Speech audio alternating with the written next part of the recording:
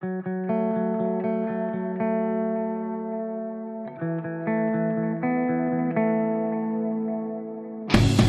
dealing with a falsehood, you're faced with two options. You can accept it or you can reject it. The basis upon which we take one of these actions is a product of our critical thinking capabilities and a desire to know what is true instead of confirming our bias. A lie can travel halfway around the world while the truth is still putting on its shoes. On Brainstorm, we choose the hard truths over the comforting lies. Reason, compassion, skepticism. This is the Brainstorm Podcast.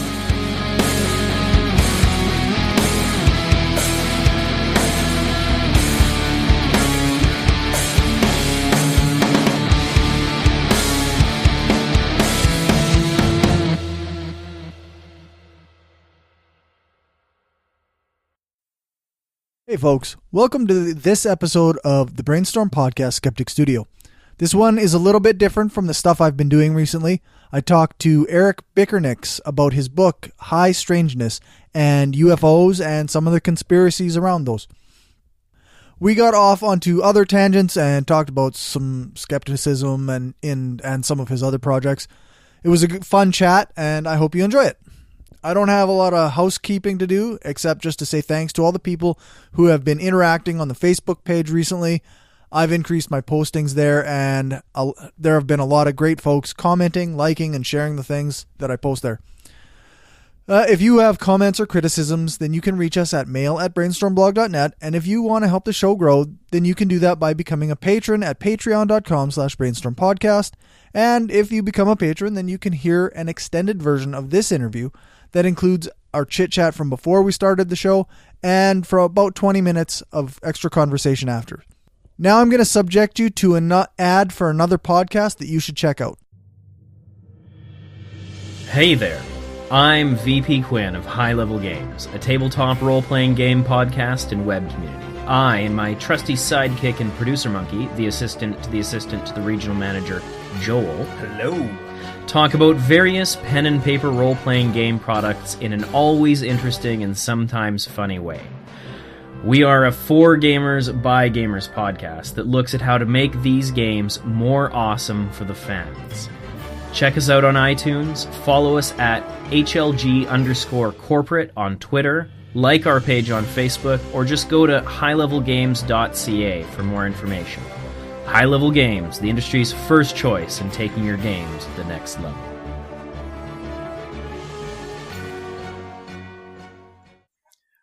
Welcome to the Brainstorm Podcast Skeptic Studio. Today I'm talking to Eric Bickernicks. Is that right? All right. And we're going to talk about your book that you just recently wrote and released, and UFO conspiracies, I guess. Right. Is there a theme song? I don't hear. Are you going to edit it in later? Or? I'll add it in later. Okay, good. So, what was the theme song going to be? Just so I can imagine the theme song. Go ahead. It's actually like a creepy music. Creepy, Well, not so much. It's more like just a. Have you ever heard of the band Tool? Yeah. Okay, so it's kind of like Tool, but like with a voiceover, kind of like saying, "Hey, this is the Brainstorm Podcast. We examine facts and we try to be skeptical, but also compassionate." Okay, now I'm in the mood. Yeah. Cool. Okay. Yeah. Okay. All right. So, why don't we start with a little bit of a background of yourself? What got you interested in UFO conspiracies, and where are you from? Right. Well, grew up here on the East Coast, outside of Cape Cod. I'm on Cape Cod now. And basically, I've been following science fiction, the UFO stories. I'm 57, I'm going to be 58 this month. And I've ever since the 60s, I've been following, the UFO stuff, what few books there were in the 60s. And it's kind of interesting to see how it's kind of developed over the decades. You can touch on that. And as a filmmaker, I'm basically a frustrated filmmaker. who instead of writing another film script, that no one would read, okay, I wrote a book basically, Right. and we'll see what happens, with that. I'm still working on the film script. But yeah, so basically I wanted to just, I had something to say about, UFOs, extraterrestrial life. Again, I could have done it as a blog post. Nobody cares about that. An essay, fine. So basically I wanted to put down, here's my thoughts on the whole subject. And bang, it's in book form. The world doesn't give a crap. Okay, I said it there. Yeah. I mean, that's kind of an issue because I'm not on a genre in particular. Right. I'm not just doing the same old thing where it's like, Professor Plum killed, the maid in the study, with a laser weapon, da da da da. So, yeah. is it's a fiction novel though, eh? Yes. Okay. Right. So I guess you could fit it in the science fiction section. You could, it's sci-fi. It has UFOs, it has an alien. Nice. And, yeah, it's sci-fi, So how long did it take you to write the book? Oh boy, yeah. Well, about a year of thinking and then about another year of writing. That's not bad. I guess it's on par. Second book. So, this is, I've already done my first novel. That was my practice novel just for this. And basically at the moment I'm turning into a film script, which, as a filmmaker and I knowing that this is going to be ultimately a film script while I was writing the book, it's still difficult to boil down 80,000 words into a roughly 20,000 word film script. So right. Jeez. you're just going to yank it out. That would be tough. Yeah. I mean, that's the same reason why, it's not as good as the book. Film's not as good as the book. Well, yeah, you have 80,000 words to describe something. Yeah, that's right. Down to, 2 hours of, visual stuff. But the thing is, you could say the book is based on based on fact or based on true stories. Okay. As an example, what was it? The project, there's a new show out that just came out, Project Blue Book. Okay.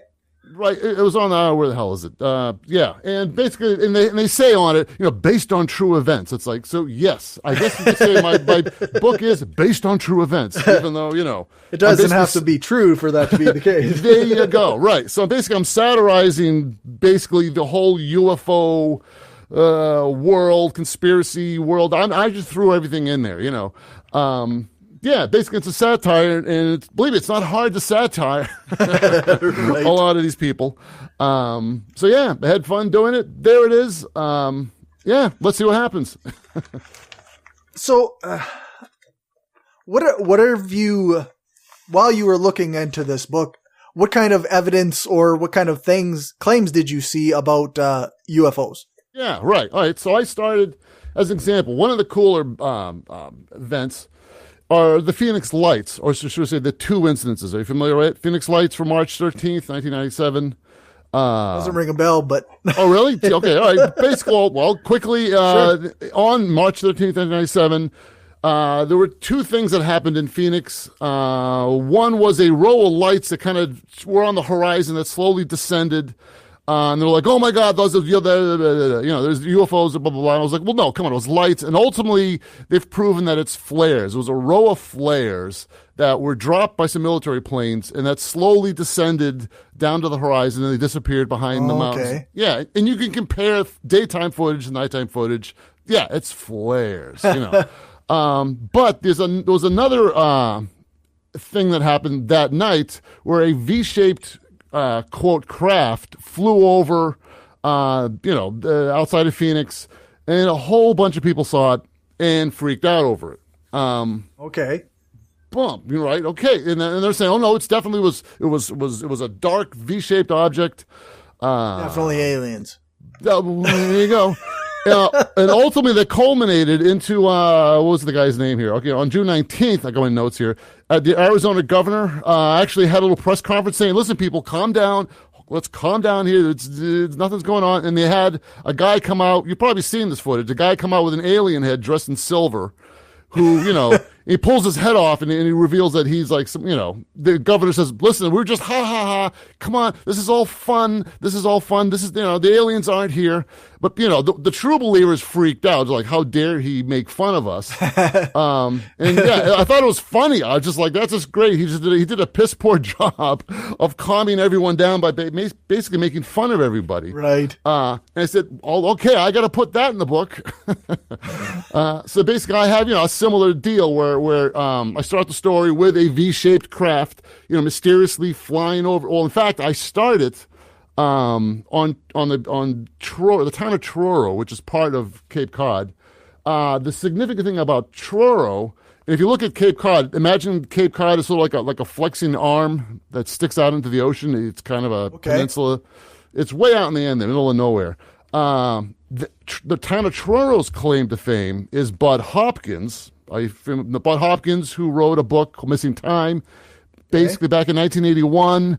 He claims he had a UFO sighting in August 64 in the town. And his whole thing is he ended up, his books ended up influencing the whole UFO abduction thing. And he actually, he put people under, blah, blah, blah. Oh my God, look at this. The aliens have been coming here.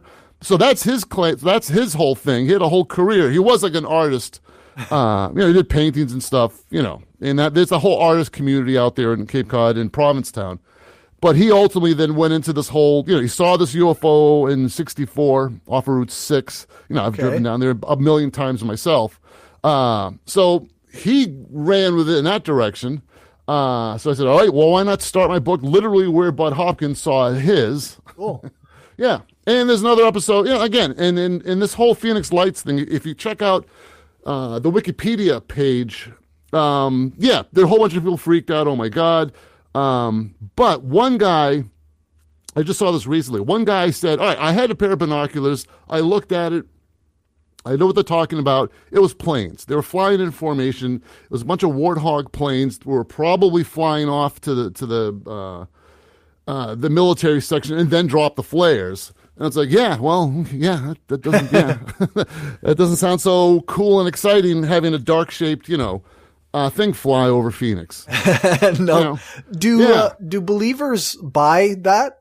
Well, the question is like, was there actually, well, first question, did they actually see anything? And obviously the flares, fine. Yeah, they saw flares. This whole other report here, is like, maybe there was something, maybe there wasn't. Right, with the military, but when you go, it's just probably a bunch of warthog planes flying in formation in the shape of a V. That's what they tend to do, right? I mean, it's like, that's not nearly as exciting, is it? But again, I can't just say, nope, they're all wrong. That's what it is. I mean, certainly as a skeptic, you just can't, right. You could be wrong. The simplest explanation seems usually is the good one. Yeah. Now, another thing that I'm basing this off of, there's an Illinois UFO sighting January 5th, 2000 in Lebanon area of Illinois. That was another triangle-shaped craft or whatever, about the size of a 747. And if you go on YouTube, there's a whole bunch of these clips. You'll find it all out there. Right. What about this one is there's a whole bunch of cops who reported this. I'm like, okay. And they flew in a particular, they tracked this saying, okay, these guys saw it here and went to here, bing, bing, bing, and then there's a whole flight path they worked out. There's all this documentary on that. And a couple of civilians saw it too. And, it's similar to the V-shaped thing. This is more of a triangular thing and had different sort of lights on it. Now, so when a bunch of cops claim they saw it, it's like, okay, and as a skeptic, I have to go, okay, well, what did they see? Right. Or would they what? Would they have gotten together and they said, okay, listen, it's kind of boring. Listen, I'm going to say that V-shaped UFO TV, right? You take over. Okay, you got, okay. And then he's going to take over from there, right? I mean, that's like, it's possible. Yeah, I suppose. So that's why when you start to get more people who are, what I want to say, legitimate or who. More credible sources. It's like, well, all right, do you want to just dismiss them straight out as kooks or, do they form their own conspiracy? It's like, at that point, it's like, well, I don't know, was it military or, I mean, of course they never got any footage or maybe, I think someone took like the classic blurry, shot. But I started the book like that. A bunch of cops out in Truro saw this mysterious object. Okay. They tracked it, da-da-da-da. Like I said, I mimic, sort of the real-life thing. But then the story progresses from there. The premise of the whole story is, now what if a UFO actually kept coming back to the same area, right? Most UFO reports like, oh, it was there, oh my God, it's gone. Okay, well, it's over. Right. But what kind of people would a recurring UFO attract? And the deal is I started it in the beginning of tourist season. Cape Cod's kind of small and skinny, so you can only fit so many people on there. Wouldn't it be funny if, a UFO kept coming back to this area, attracting, in addition to the tourists, all the other wingnuts that would be associated with it, waiting for it to come back. And then just, hysteria ensues from there. Right. So, yeah, it's an interesting subject. Like, so I guess what is the credibility of these claims in general anyway? Right. Well, yeah. Like, I mean, does it there's all, a whole range of people, right? I mean, Yeah. there's certainly, Is there evidence other than just individual anecdote? Well, there you go. Well, yeah. Well, if you want to call the photos, which are like at this point in time, anything can be faked, literally. In fact, my protagonist literally starts the book creating a fake crop circle. Oh, is that right? Yeah, I established that he's a skeptic. Ta-da! I guess who I'm referring to here. Right. And that the next chapter, he's actually trying to create fake UFO footage on the computer. His whole deal is like, listen, we got to like filter out the crappy reports, the unreliable stuff, to the credible reports, because he's sort of like wants to believe, but obviously there's a lot of crap out there, right. And he wants to illustrate. Look how easy it is to fake this stuff. So yeah, run from it from there. So, yeah, I don't know. It's interesting because I've had people like say, "Oh, well, you have to read this person," and I can't even remember the one book I read by, but he told this. The author tells this story of being out on a boat with military personnel, and him and this entire ship of military personnel see this alien ship rise up out of the ocean. And I wonder, like, how do we as like skeptics verify that or interpret that? Like, how do we even approach these things? Right. Well, yes. I mean, because that's the hard part. To get to the final step is you have to say these people are full of shit. If you're really going to be the hardcore skeptic, you have to say, and that's the hard part. It's like, really, they would just really Would they just lie? I mean, really, that's the hard part of letting go of it. It's like, come on, it can't be that many liars, can they? Well, maybe, maybe rabbit.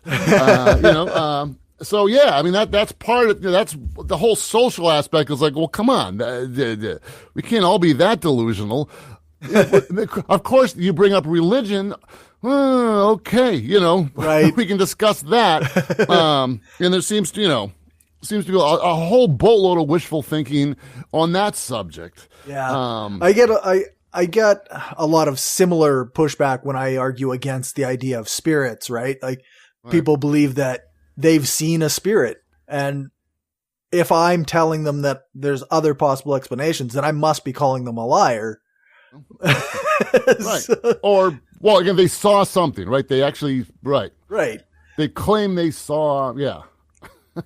On a similar note, and this is, as a skeptic, this also, I guess I struggle with, but, all right, Bigfoot. Let's jump over to Bigfoot sightings, right? 'Cause this is something that, okay, it either exists or it doesn't, right? I mean, there's no like, right. Well, it was a spirit Bigfoot, or no. Okay, it is or isn't, right? Right. Yeah. On just backtracking for a quick. I mean, technically, for UFOs, well,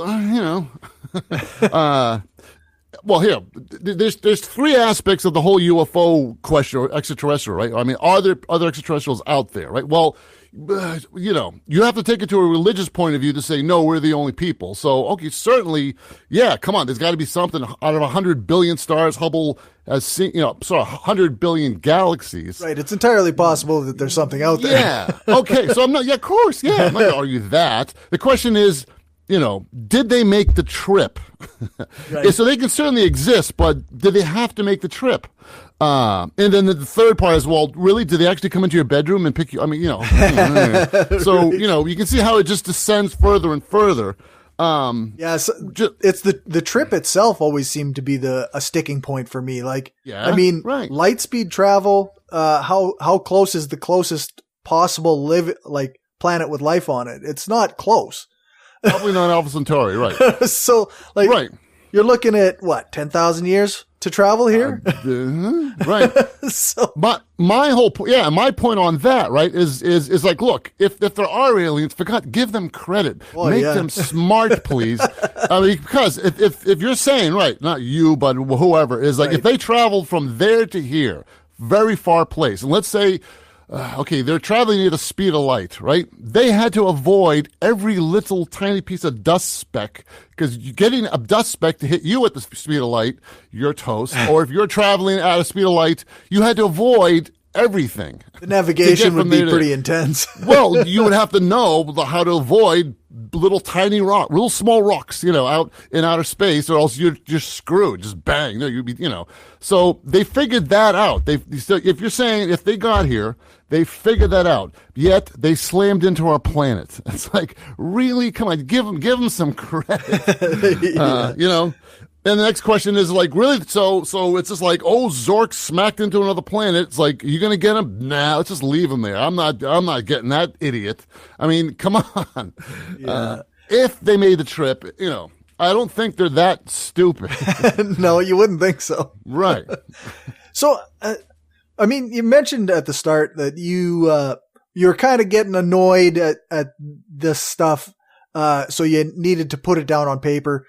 What was there like a particular story that really got you worked up, and you're like, okay, enough is enough. I gotta get this out here. Well, I mean, the whole shebang. I mean, the whole thing. I mean, what that includes, right? Here, as an example, let's going down the list here is, example, the people who would show up on this kind of thing would be the true believers, right? If a UFO was arriving, I'm like, all right, who would show up? Well, obviously, someone probably like, who Bob Lazar is, right? I have a character sort of inspired by someone as famous as Bob Lazar. He claims that he worked with the aliens in Area 51, and Right. My little character is doing the opposite. He's saying, no. Everything was a front, man. In fact, the aliens crashed at Otis Air Force Base. There's an Air Force Base on Cape Cod. Work it in. And the aliens are there, man. And we have to get into the Air Force Base because that's where they are, not in Area 51. One aspect, there's that whole, aspect, I know the truth and let me tell you guys. Right. The other thing I find funny are cults, basically. And I have a character called Click, and I'm modeling him off of Applewhite, good old Marshall Applewhite from Heaven's Gate, who they all killed themselves because the arrival of the UFO. Early in my research, I found out that he actually was trying to get to the East Coast, or actually to Massachusetts, and set up camp there. He never made it. He basically, ended up in San Francisco. I wouldn't be surprised if he was drawn to this Bud Hopkins thing that, was very well known at the time, right, around 1964. And that's when he was sort of moving around the early 1970s.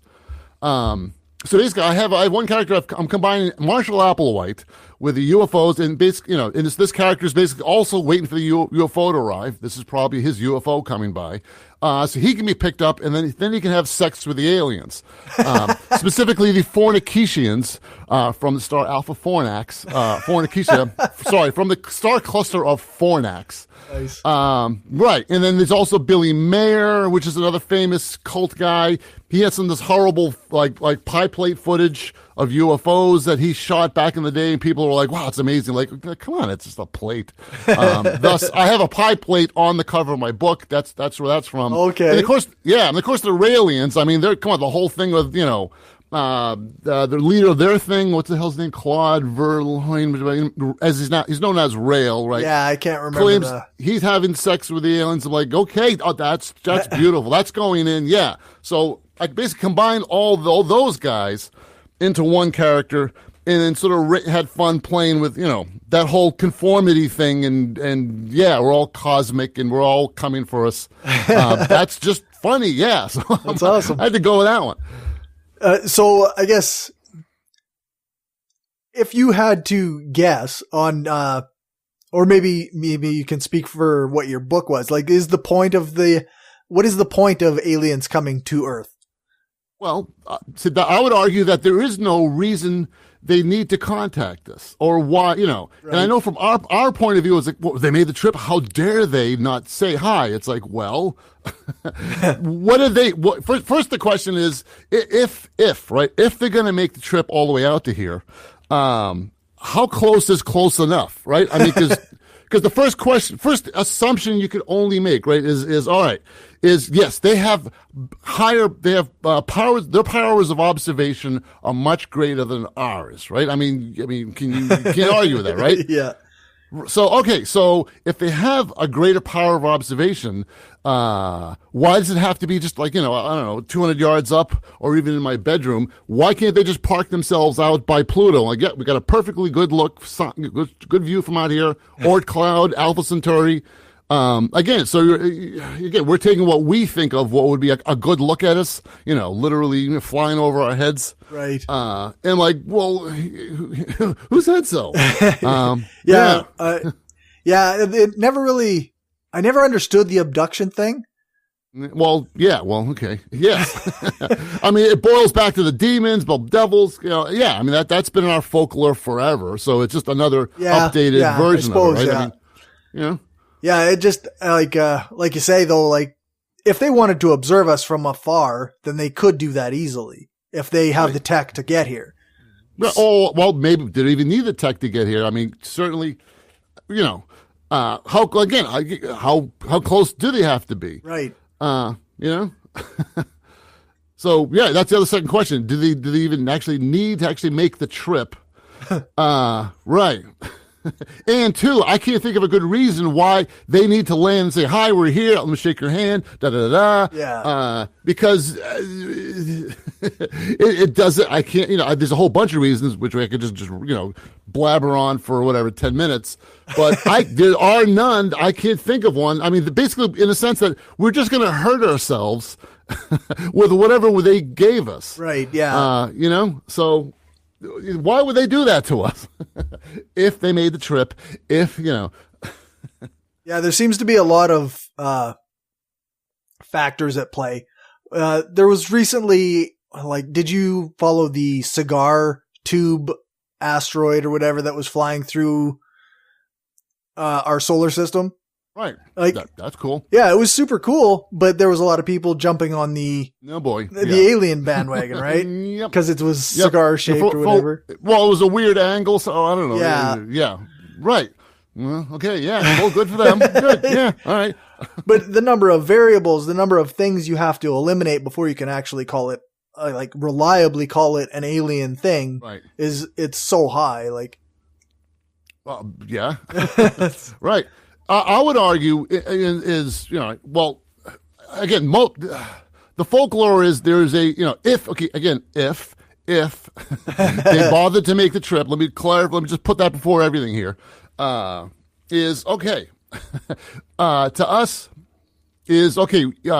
How we would envision it, obviously, is a piece of biology inside a metal container, right? I mean, that's how we operate, right?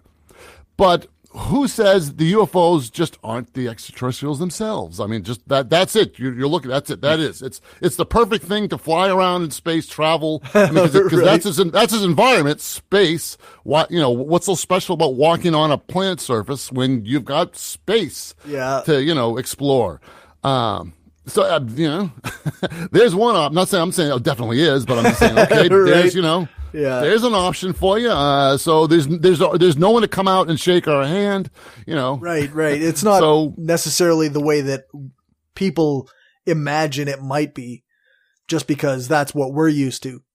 Right. Well, yeah. Well, because they just watch science fiction. Yeah. You know, I mean, how much imagination these guys, the average person has. On that note, here's a little side note on that, just to illustrate, the average. Science fiction. All right, science fiction in general. My thoughts by Eric Bickernicks. Here we go. Okay. I need a drink. Sure. Well, like I said, one of my, right. My argument would be is, let me back up a little bit. You probably heard of the funny statistic, 50% of all people have below average intelligence, right? Yes. So, and the 60 percentile isn't too swift either, right? And the point is, when you think of science fiction, you're really selling product, right? You are selling movies or books to, the 60 percentile. Right.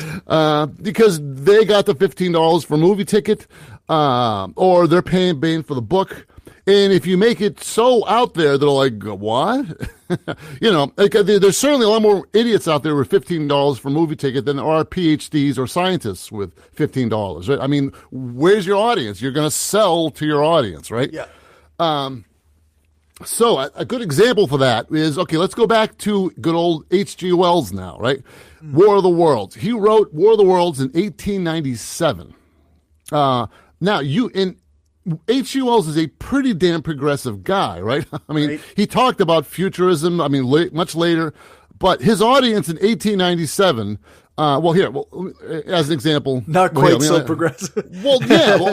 Right. So as an example, for War of the Worlds, right, he had the Martians, first of all, just kind of like they sort of traveled through space and crashed on a planet and then walked around with big steampunk, legs, right? Because why? I mean, certainly the easiest way would be like, well, no, they just fly. My extraterrestrial, my aliens fly. Certainly you can get around much better, blah, blah, blah. But his audience from 1897 is, first of all, flights didn't even happen until 1907, I think, where the Wright Flyer went off the ground 1903. Okay, yeah. So the concept of flying through the air just is like what a crazy idea, right, for a person in 1897. They sort of conceived of it, but it's like, really, well, you just flap your arms, I guess. And if H.G. Wells said, listen, no, there's giant craft the size of houses that just fly through the air, they'd be like, huh? Which actually ended up being the way it is. But right. From that audience point of view, it's like, that's just so crazy. Why would you, he was like, no. They kind of blast themselves off and they walked around in metal legs, Right. So you got to meet your audience where they are. Yeah, exactly. So that's why all this stuff that we're talking about of there's alien, the grays that look like like what Steven Spielberg had, or specifically the book Communion. Whitney Schreiber had a classic. Right. They all look like that now. I can remember back in the '60s reading all the books of UFOs. Is the cool part was like, oh, what do the aliens look like this time? Right. Because they're always different. Like, oh, that's cool. Obviously, they just every person got to make up their own alien. But now everyone is now agreed on the same thing now. Is there is there like all UFO believers believe in the same type of alien? Well, when I was younger, no, everybody had their own version of an alien. The elephant guy. There was a couple of reports. There's some movies made about it. I think Light in the Sky, I think, was one. Basically, some guys in the panhandle of Florida saw a thing. They got lifted up into the spaceship by elephant-looking, wrinkly aliens. Like, all right, okay, fine. But yeah, you don't see where are the cool aliens anymore? They're all exactly the same, and obviously, it's now folklore. Everybody, that's Before, it's like, if you believed in devils, yes, they have horns, okay, blah, blah, blah, they're red in color, okay, fine, devil, yeah, got it. And now it's, okay, great, they're grays, okay, they got big black eyes, They got the weird dome-shaped head type thing. Yeah, And again, it's just almost like for lack of imagination. Like, come on, people, come up with come with something cool. It's just whatever was in pop culture most recently. Yeah, well, precisely. In that people that for now, it's just that's how they conceive of it. It's going to be a thing in a metal box. That's the only way you can do it. Yeah. Yeah. No, it's pretty good though. I find the whole alien thing just interesting as like a fictional thing. Like I don't even so like I watch TV shows and they have aliens on it and I don't even question it. Right. Well, yeah, it's fun. Well, yeah, exactly. I mean, Close Encounters is a cool friggin' movie. I mean, yeah, right. I mean, it's no coincidence that Alien, it looks like a horrible insect creature, and when you want a scary alien, it looks like an insect. Why? Because we hate it. Insects are horrible looking, and obviously you make the alien insect, right? Yeah. So, by your theory, where do people make that connection from the fictional to the real? What makes them think that that's a real thing? You would have to ask them, but obviously, yeah. I mean, if that's if that's if your imagination is like, well, what other people say? It's like, okay, you're just gonna go with the crowd, right? I mean, so okay, yeah, all right, that. So, but again, like I said, like all these imagery are certainly scary stuff, and it's pretty universal. I guess a bit more amongst the world. A bit more about your book is like you said you've got the main character is a skeptic, right? And how does he deal with that? Like, are the aliens like kind of? I mean, I guess you don't want to give away too much of your book, but if he comes into a world where aliens are real, like he's going to have to change his views, right? You would. In fact, yes. In fact, but in the book, though, I am playing with everyone's expectations. Okay. Of what an alien's supposed to look like, what we're expecting an alien to look like. And yeah, I have fun with that. That's sort of the whole, the whole moral of the story. Is I'm screwing with everyone's expectations. And I'm doing like I don't want to give it away, but I'm saying that I have 3 twist endings on the end here. I went crazy. I want the M. Night Shyamalan, whatever, ding dong. I have 3. So how about that? I've got 3 to give away. 3 different endings, eh? Well, no, 3 twists to the ending here. I see. I took a year to think about this, so there we go. Oh, right on. It's interesting stuff anyway. The idea that these things that have always been in our mind, our fear of the unknown, I guess, right, kind of manifested. Yeah. Well, certainly everybody wants to have an explanation of the unknown. I mean, which folds right into religion. Right? I mean, if you're 2,000 years ago, you're from the Bronze Age, you had no clue, right, how nature worked, right? I mean, because science wasn't even invented until 1,500 years later. Just the concept of looking at the world objectively, and ignoring the what's the word? Not the status quo, but the church or whatever, whoever they represent. You needed an answer, right? I mean, you needed, if your little kid asks your dad, where did the earth come from? We don't know. I mean, that's not an answer, right? Or where does rain come from? It's like, where do we go after, right. Why do people die? Why do people just drop dead, from illness? Okay, well, let's make something up right. and tell them, okay, so yeah, I mean, certainly the need for an answer, even if a wrong answer, is from what I can tell, pretty darn great. Yeah, for sure. And it's hard sitting there, going, well, no, I'm not taking an answer. Everything is a horrible shade of gray. I 60% believe that, and maybe 40% don't. I have no problem with it, but apparently most people don't. Yeah. Or a lot of people don't. Yeah. The uncertainty is it leaves us with a lot of anxiety, right? Yes, right. Yeah. Especially now that as an atheist, it's like, I'm the walking poster boy for nihilism, for Christ's sake, you know.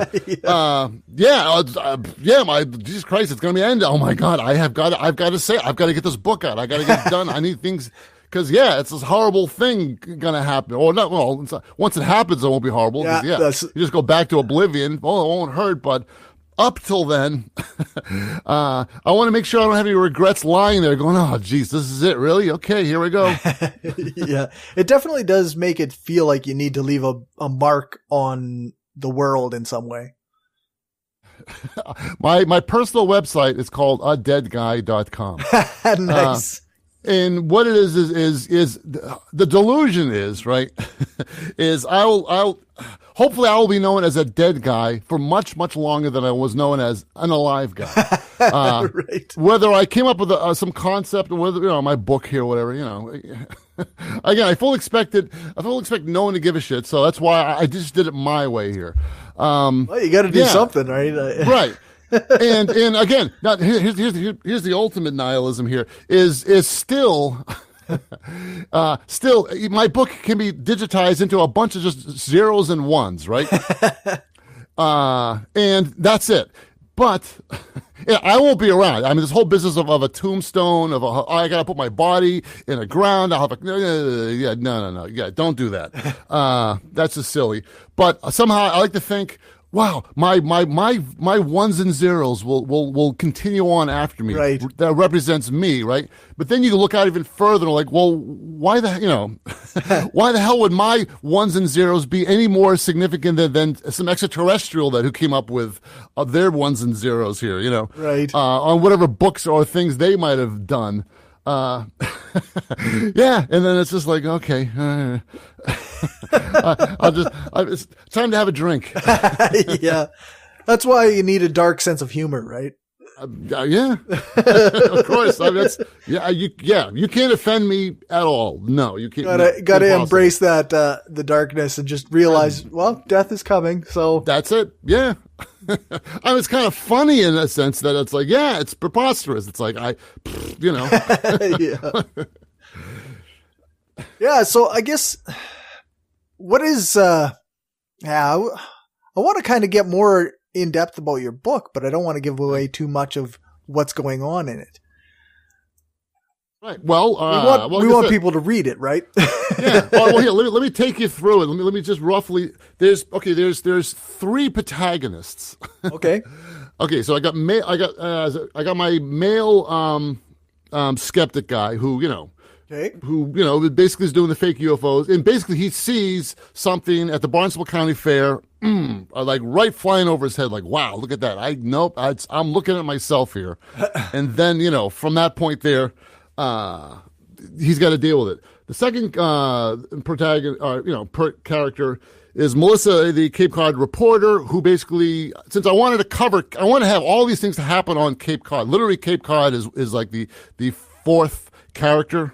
Just set everything on there, Yes. And basically how it's tight, and one of the issues are people coming on, and literally, like, tourists invade Cape Cod every season, and I figure, well, why not use it sort of like an allegory for, in addition, we have the aliens invading Cape Cod, right. And it's something along the lines of, like, I was thinking, War of the Worlds, what's his face is, Fatso, what's his name, I'm blanking out here, Mr. Wine Guy. Oh, here, hold on.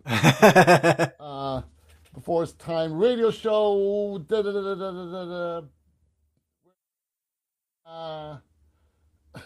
I'm blanking out here. Yeah. See what happens when you turn 57? You go, oh my God. H.G. Wells. Where the hell did it go? Killing me. All right. The guy who did the Orson Welles. Thank you. Yes, Orson Welles. Yeah. How he got a bunch of people to react, from his broadcast. I sort of have that going on Cape Cod. Because basically, some of these, one of the characters has a podcast, Okay. a radio show that talks about UFOs, and that he becomes famous just because now people are now really focusing on, what's going on. He becomes the de facto expert on the local sighting. And the third thing is Astro the Golden Retriever. Basically, it's not a talking dog; it's a thinking dog. And we see the story through his eyes. And basically, I'm sort of stealing from Flowers from Algernon, right? The book there, where basically it's the movie Charlie was based on it, where a character becomes a genius. It starts as a retarded guy, I guess, and through some surgical thing, he ends up turning into a genius. And he sort of reflects on, seeing world now as a really highly intelligent person. Well, instead I have it happening to the dog. Okay. And ultimately, I just thought it'd be funny to have a golden retriever have an existential crisis. Yes. The happiest dog having an existential crisis. I just like that concept. I'm like, I got to put that in. I just like that. But ultimately, I have a reason. So it's not just like, this is just a gimmick. What? Right. No, it's part of it. It's definitely part of it. Yeah. So basically, the characters just progress, and sort of the famous guy convinces everyone, no, there's going to be extraterrestrials on the Air Force base. We need to get on there. The Click, the character who's based off of Applewhite, is like, no. Also, they're going to be landing on the Air Force base, and we're going to have to board, onto the space. That whole thing. Yeah. And we'll leave it at that. Oh, that sounds like it'll be an interesting read. Yeah. Where is it available? Well, it's on the website. Like I said, I'm doing the Andy Weir thing now. Andy Weir, who wrote The Martian. Basically, he gave away the book at first. I'll charge for it later. But right now, I'm just trying to get a following. Right. So the easy URL is capecoddufo.com. And yeah, it's free on Amazon, and I got all the other versions, Barnes and Noble. Yeah, there it is. Take a look at it. Usually what I do with authors is that I'll buy a copy of the book for a listener who emails me. The first listener who wants one, I'll buy a copy for them. Okay, well, it's free. Just go get it. I guess. Just get it. Yeah. So I guess I don't have to do that with this. No, you don't. It's free. There. But what else was I going to ask? I had something on the tip of my tongue. Okay. And like I said, I'll blabber for a little bit Sure. until you anyway. Yeah. So again, it should have been a film script, and I've taken what I know as a film guy, pacing tempo, and put it into a book form. So it's fast paced, and I'm not gonna say it's funny. I won't say it is funny, even though people tell me it's funny. I was shooting for amusing. And no, people say it's funny. I'm like, good. All right. Good. So I'm not going to claim that I know what makes you laugh, so I can't say that.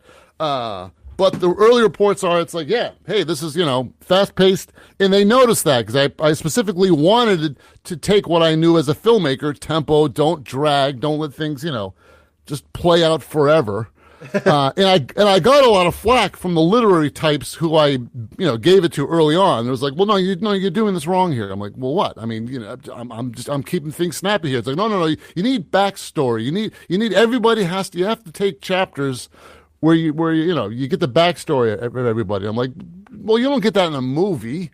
When you watch Catch-22, you don't know where Yuzarian came from. It's just a bunch of people in an environment dealing with. Yeah. So the point is, a bunch of people have said they really enjoyed that they don't do fiction and they like the tempo, and it's like it's it's snappy and it held their interest. And I agree. I really don't read much fiction myself either. Right. Yeah. I tend to focus on the nonfiction, but I've been trying to get more back into science fiction the way I was when I was younger. Yeah. Yeah. I would say that if I have to. If I'm stealing from anybody, would probably be Michael Crichton. Okay. And I like his books. Yeah. He's not certainly known for his, extravagant the writing style. It's all story. Yeah. And to me, that's it. I'm just translating my story into words here. And hopefully at some point someone will, make it into a movie. Oh, that's awesome. Yeah. How have you had UFO believers read this yet?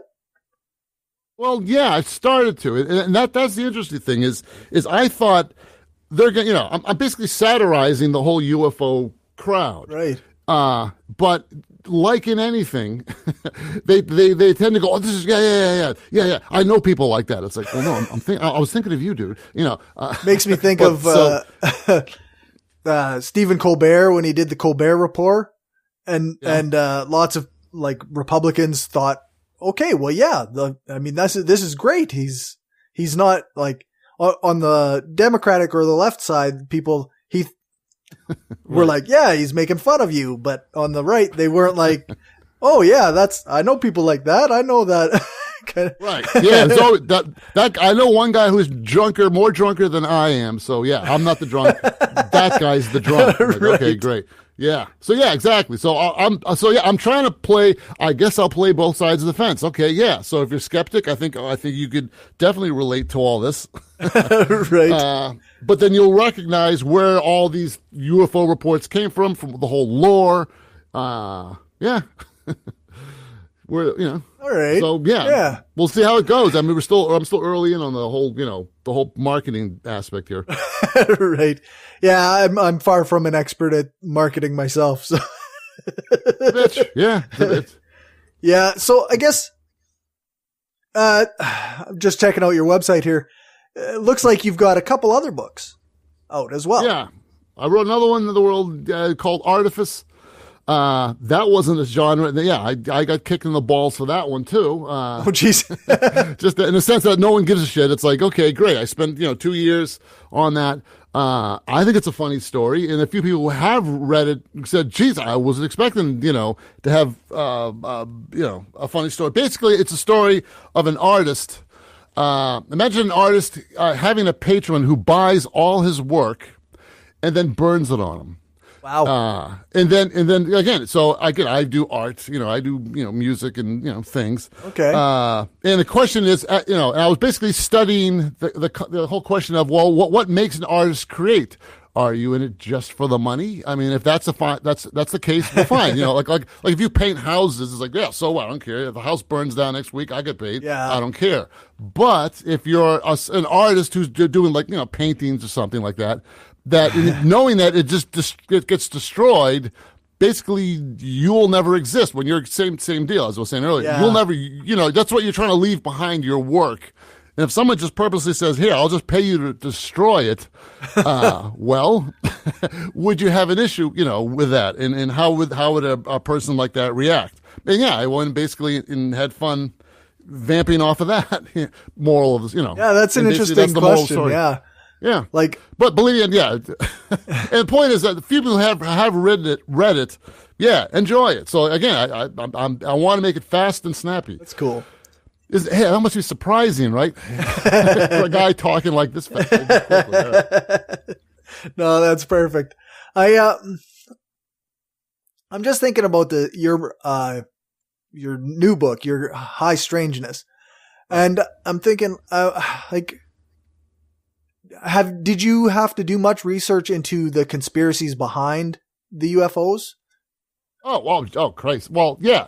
When the time came, I read everything I could find on it. What was interesting is I watched all the footage from Marshall Applewhite, the guy from Heaven's Gate. Right.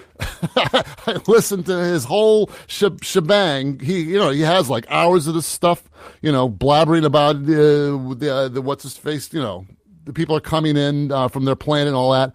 So, that was interesting. Certainly all the other, reports. Yeah. As an example, I had to, ultimately, everyone thinks that the aliens are in the Pave Pause radar installation. It's a funny looking building, and obviously aliens would be in a funny looking building. It actually exists on that. And I had to do a lot of research on that. I found a guy who actually worked there, and I had to like dance around it. I didn't want to tell the guy straight out, I'm going to make a funny book where people break into your facility and try to talk to people like you, But anyway, he had some, like I said, so yeah, I did a ton of research on all of it. So something, what do believers think is going on? Like, who's covering up the UFOs? Again, you have to ask them. I mean, but obviously everybody has their own opinion here. Right. And I was talking to someone recently who said, the UFOs don't exist, but they're probably a manifestation of some other energy or something like that. They're basically coming out from another dimension. So they don't actually physically exist. I'm like, okay, well, okay. You can't disprove it necessarily, but so, you know what I mean? So that's, everybody has their own variant of however, whatever you want to believe, whatever makes you feel comfortable, whatever you want to go with. Sure, right. I guess, it's not my job, to tell them you're wrong. Yeah. And two, I have nothing, as skeptics, atheists, I have nothing nice to replace it with, nice soothing, that's the trouble. Sorry, no. Yeah, nope. I'm just nihilism. How do you like that? Take a good dose of nihilism. How's that make it? Like, oh my God. Yeah. So. Yes, here's the end of everything. Right. Yeah. You're going to be dead, and nobody's going to remember you someday. Yep. Yeah. And I'm trying to do something about it too, and it's like, oh, geez. Yeah. Yeah. Well, I guess we can end the main interview here now. Where can people find your stuff? Again, so CapeCodUFO.com. If you want to descend into nihilism, adeadguy.com is my personal website with all the other junk associated to it. I shot an indie feature back in 2000, my big fat failed indie feature back in 2000. Link to all that. But the book is CapeCodUFO.com. Sounds good. If you like what we're doing and want to help us keep the lights on, go become a patron at patreon.com/Brainstorm Podcast. You can hear the bonus half hour that we record every episode and get a shout out when you support the show. Become a patron for just $1 an episode at patreon.com/Brainstorm Podcast. Or you can support the show by ordering a t-shirt, mug or other gear from our store at caffeepress.ca/Brainstorm Podcast Gear. If you can't afford to become a patron or buy gear, then why not give us a rating or write a review on iTunes or Stitcher? Every rating makes it easier for people to find us. Thanks for your support.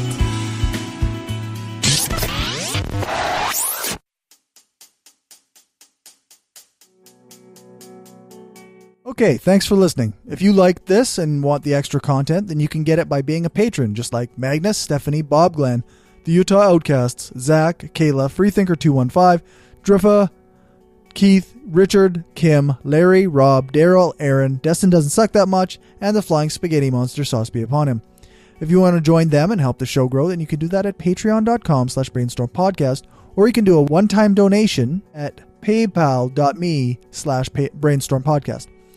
And if you want Brainstorm gear, then you can get it at tpublic.com/stores/brainstorm-podcast-gear. Thanks to Dave for our intro music. Thanks to Aaron Rabbi from Embrace the Void for doing the voiceover for our intro. You can find his stuff at voidpod.com. Thanks to Alex Capper-Murdoch for doing the voiceover for our Patreon ad. And thanks to Jason Camo for our outro music. You can find his stuff at aloststateofmind.com.